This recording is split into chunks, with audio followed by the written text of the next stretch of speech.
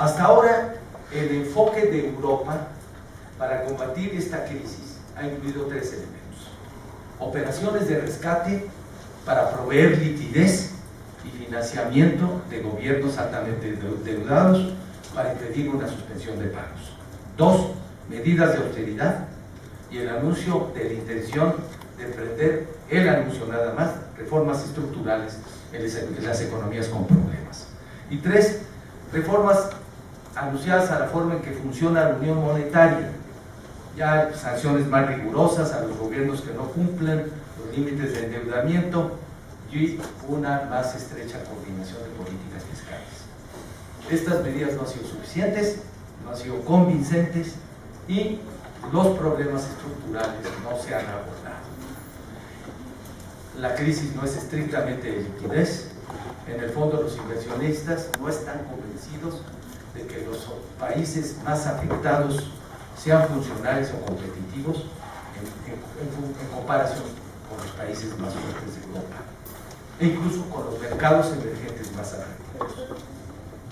Y como ya hemos señalado, hay un problema estructural en la eurozona, que es su descentralización.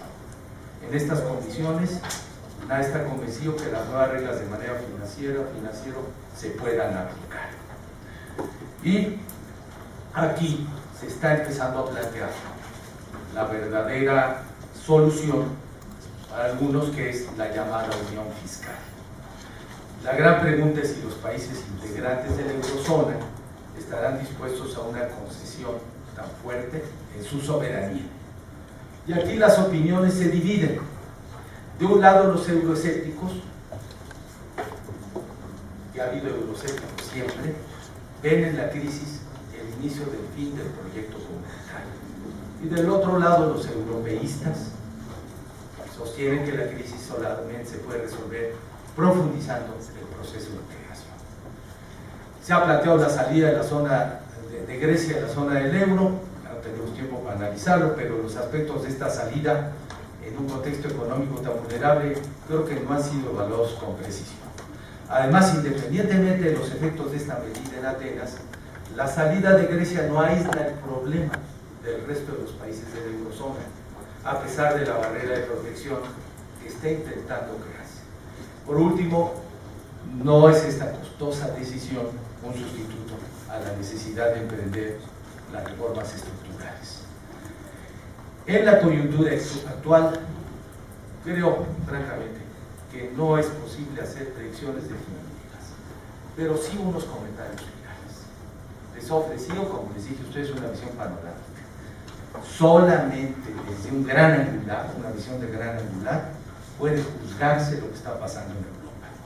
La mayor parte de los análisis que nos dan son análisis localizados nada más en el espacio europeo. Falta la visión general. La economía internacional está interconectada.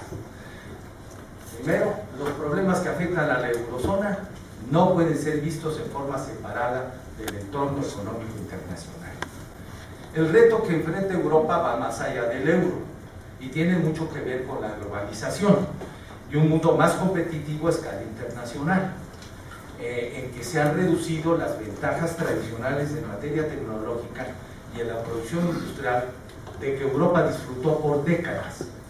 La competencia con economías emergentes con costos laborales más bajos también está poniendo a prueba, que es otro de los temas subyacentes en esto, el estado de bienestar, cada día más oneroso por el envejecimiento de la población. 2. La ampliación de la Unión Europea de 15 a 27 miembros, sostengo, estuvo fundada en sólidas razones y se sostiene con el paso del tiempo. Este no es el caso de la eurozona. Muchos coinciden que quienes construyeron la eurozona, si hubieran visto los problemas al día de hoy, ya no lo hubieran hecho. Pero la marcha en reversa es enormemente costosa y es lo que ahora mantiene las cosas caminando. La crisis 3, la crisis de 2008, influyó determinantemente en el agravamiento del problema europeo. Y no es posible juzgar a Europa sin poner en tela de juicio una globalización económica desordenada y un sistema financiero no sujeto a regulación y supervisión, no solamente en Bruselas, no solamente en las capitales europeas, en Londres y en Nueva York, y en Tokio. Los euroescépticos de adentro y fuera de la Unión Europea tienen razón en señalar las debilidades estructurales de la Unión, pero si vemos ahora a los Estados Unidos, los mercados estuvieron muy mal, no por Europa, sino porque del Congreso americano no se ponen de acuerdo.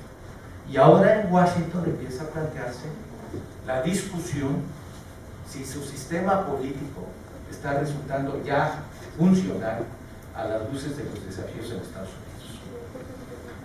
Aquí subrayo que, a diferencia de otros momentos históricos decisivos, los convocaría que revisaran 1944, 45 a 52, en que se reordenó el mundo después de la Segunda Guerra. No son los estadistas, sino los mercados los que han marcado la pauta. 6, ni en Europa ni a escala internacional se han abordado los problemas de fondo. Y el reparto de los costos de esta crisis entre las élites económicas, los gobiernos y los ciudadanos. Este tema rebasa ya mi conferencia, pero es un tema importante. 7, el programa financiero es necesario que se ha lanzado en Europa para limitar el contagio. Sin embargo, es indispensable un plan más amplio para atender los problemas de baja competitividad, baja productividad y los desequilibrios fiscales de las economías más débiles en Europa.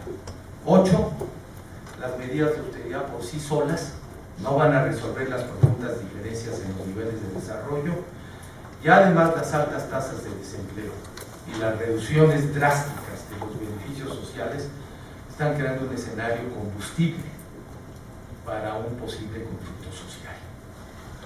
Los recientes cambios de gobierno, volviendo a la última semana, de Grecia, de Italia y el de España, han abierto el camino a nuevas fuerzas y, muy especialmente en el caso de Grecia e Italia, a tecnócratas vinculados con las instituciones europeas.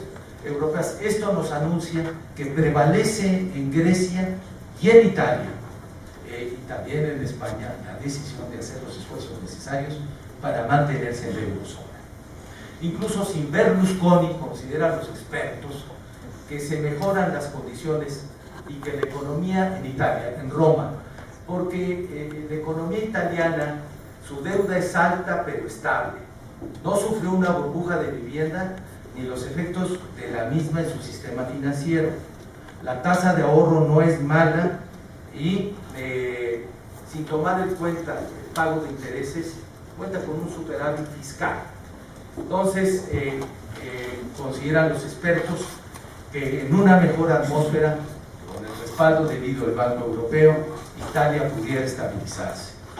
Francia, se está especulando ahora sobre Francia, desde luego es el más débil de los 6 países AAA de la eurozona, y solamente hasta ahora Sarkozy está tomando medidas de reducción del gasto, no reducción del gasto, medidas de austeridad, pero está cargando menos con el gasto público que a otras cosas. Sus bancos franceses tienen además, como lo saben ustedes, una alta exposición a la deuda griega e italiana. Alemania no es invulnerable, pero cuenta con ventajas importantes. Y las últimas noticias de este mes es que creció la economía, en septiembre se redujo el 2% de la producción industrial, pero Alemania es un enormemente eficaz país exportador. Y los expertos, sin embargo, consideran que si bien va a haber una reducción este año del 3 al 0.9%, es posible, si no se prolonga demasiado la crisis, que Alemania salga adelante. Lo menciono porque es buena noticia, a pesar de lo popular que está haciendo Alemania en las calles de algunos lugares de Europa. La salud económica alemana es clave en esta ecuación. Por su peso, Alemania está llevando ahora la iniciativa, pero por razones políticas y por razones tradicionales y culturales, en Alemania prevalece un resentimiento contra los países que no manejaron bien su economía, y hay la tendencia a culpabilizar esto simplemente como un tema de corrupción y de derroche. Y aunque estos factores jugaron su papel, también hay otros ingredientes que agravaron la situación. Y ahora, la gran discusión que está haciendo es la presión sobre el gobierno de Angela Merkel para que tome una decisión más amplia de usar toda la fuerza de Alemania, el tronco duro de Europa, a respaldar a las economías más débiles, incluso la discusión de los famosos eurobonos, ¿no? Esta es la discusión que hay entre los expertos. Los británicos ya están planteando lo que era hasta entonces impensable, la disolución de la eurozona. Hay dos artículos interesantes de Martin Wolf y de Gideon Rachman en el Financial Times, se los recomiendo, donde nos convocan a pensar lo impensable, la disolución de la zona euro. Hay que tomar con un grano de sal esta opinión. Los británicos siempre han sido euroescépticos, pero es interesante que se plantee el tema ya por algunas de las mejores cabezas a nivel internacional. Abrevio ya lo que me queda, para no cansarlos, ya de por sí el tema es denso, pero lo único que puedo decirles es que en cualquier escenario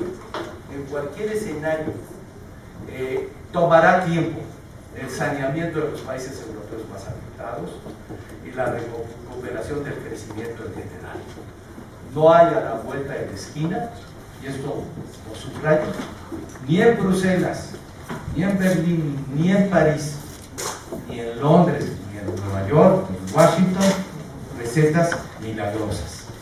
Vamos a pasar todavía una etapa turbulenta, y se está hablando incluso de la gran regresión en comparación de la Gran Depresión de 29, de octubre de 29.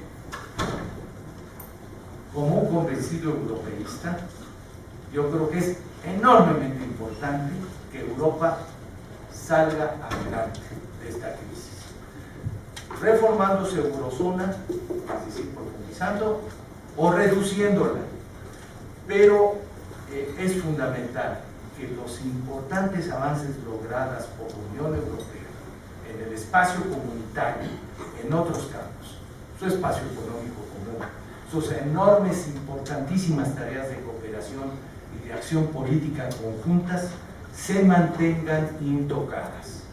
Yo puedo construir en el futuro una Europa de geometría variable, una Europa de varias velocidades, pero nunca una Europa invertebrada. Y por último los convoco a revisar, yo creo que todos nosotros tenemos que dar una reverída a la década de los 20 y de los 30 para darnos cuenta cuáles son las soluciones que hay que tomar para evitar males mayores. Muchas gracias.